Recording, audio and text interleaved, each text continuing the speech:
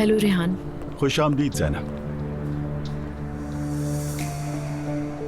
ये टेबल क्यों सजाई हुई है? क्या कोई खास मौका है?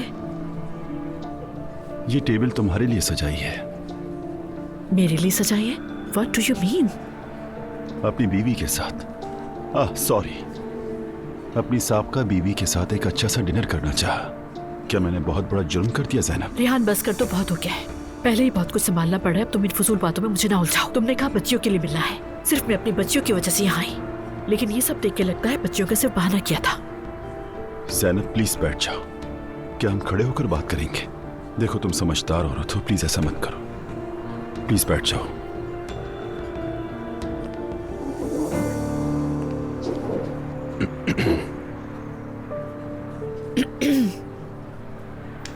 ओके, सुन रही हूँ, लेकिन तुम्हारी बात थोड़ी शॉर्ट होनी चाहिए।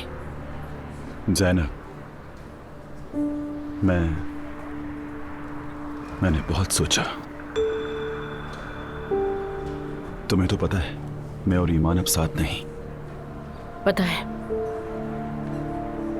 वो रिश्ता तो मेरी वैसे सबसे बड़ी गलती थी ज़ैनब। इंसान बाज़ चीजों की कदर तब समझता है जब वो हाथ से निकल जाए। देखो ना, तुम्हारी लाइफ में भी एक अरसे से अब तक कोई भी नहीं आया। लगता है तुम भी मुझे। खबरदार, इससे आगे कुछ नहीं कहना। तुम खुद को समझते क्या हो? जब दिल चाह चले गए, जब दिल चाह किसी और औरत के साथ आ गए, वो चली गई तो अपनी एक्स वाइफ के पास आ गए। आखिर कौन हो तुम? क्या समझते हो खुद को? वक्त तुम खो चुके हो, अब गुंजाइश खत्म हो गई है। अब कोई चांस नहीं है, तो इसलिए प्लीज नेक्स्ट टाइम मुझे मेरी बच्चियों का बहाना करके किसी फजूल बात में नहीं उलझाना।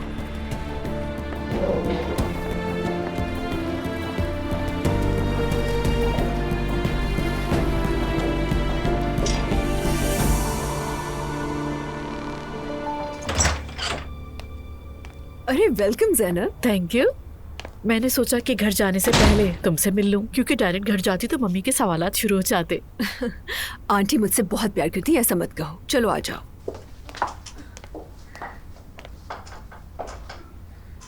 बॉम्ब गिराने वाली हूँ, तैयार हो जाओ। हमेशा होती हूँ। उमर की डाइवोर्स हो गई। क्या? यकीन नहीं आ रहा, ये खत्म हो गया।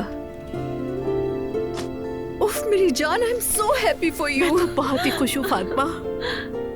पता है, आज वो अपनी फैमिली को बताएगा और इस बारे में हमने काफी डिटेल से बात की और हमने डिसाइड किया है कि ये बात हम दुआ की डिलीवरी तक डिस्कस नहीं करेंगे।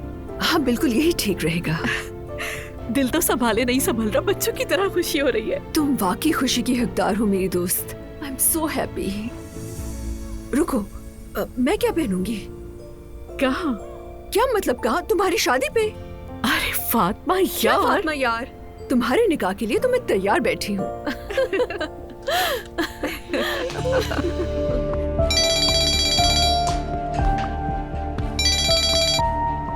हेलो मरियम साहिबा।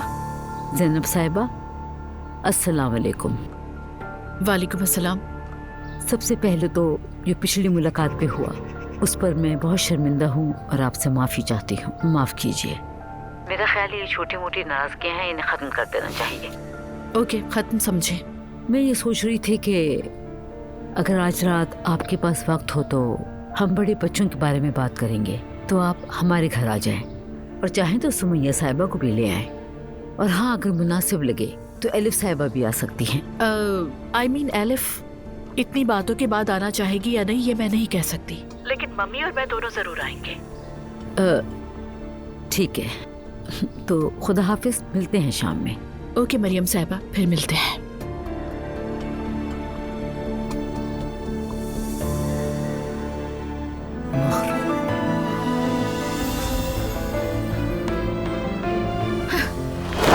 क्या हो रहा है यहाँ? तुम्हें शर्म नहीं आती? एक शादीशुदा मर्द के पीछे लगी हुई हो।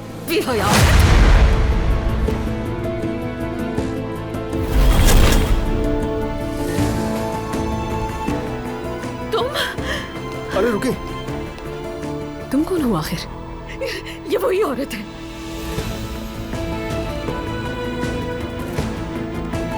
ये औरत उमर की माशूका है। उस दिन इसके बिस्तर से उठी थी।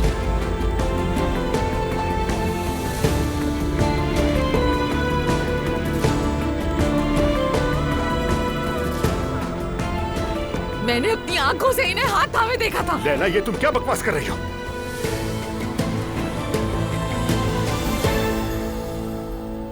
हम अलग हो गए, तलाक हो गई हमारी, समझ क्यों नहीं आती? तुम समझते हो मुझसे जबरदस्ती साइन करवाकर हम अलग हो गए हैं? बिल्कुल नहीं। हम अल्लाह के नजदीक अब भी मियां बीवी हैं। तुम मेरे शौहर हो। तो फिर अल्लाह के सामने भी और इन सब के सामने ये रिश्ता आज ही खत्म करता हूं मैं।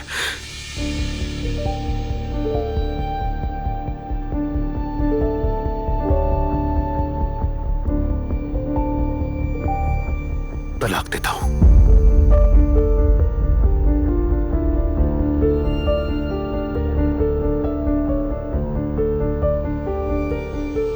तलाक देता हूं। उमर, नहीं, मैं मिन्नत करती हूँ।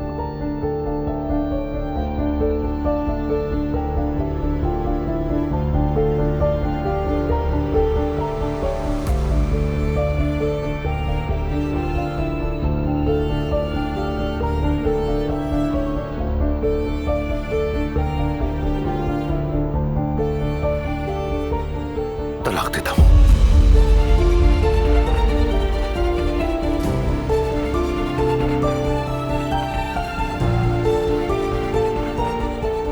अब तुम आजाद हो।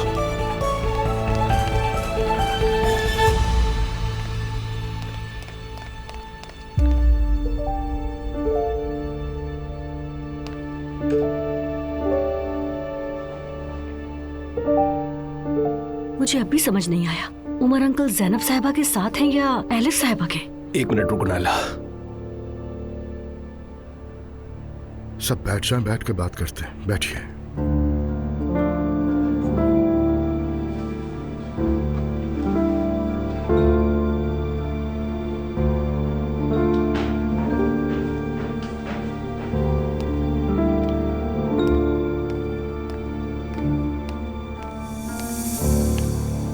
लैला नीचे है, उसके साथ मेरा ड्राइवर है। हॉस्पिटल वाले भी थोड़ी देर में पहुंचने वाले हैं। क्या तुम हमें इसकी वजाहत नहीं दोगे?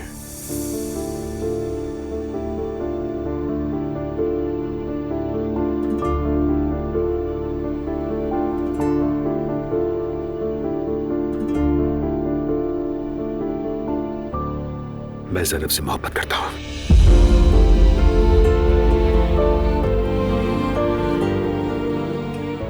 ये क्या कह रहे हो तुम? क्या?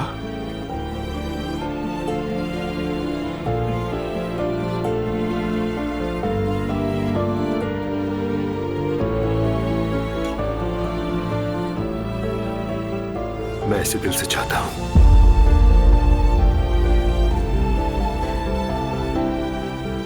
सारी उम्र इसके साथ गुजारना चाहता हूं मैं।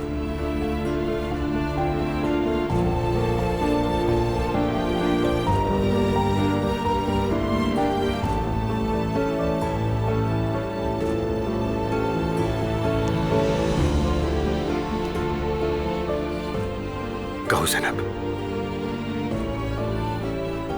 क्या तुम जिंदगी भर मेरे साथ रहोगी?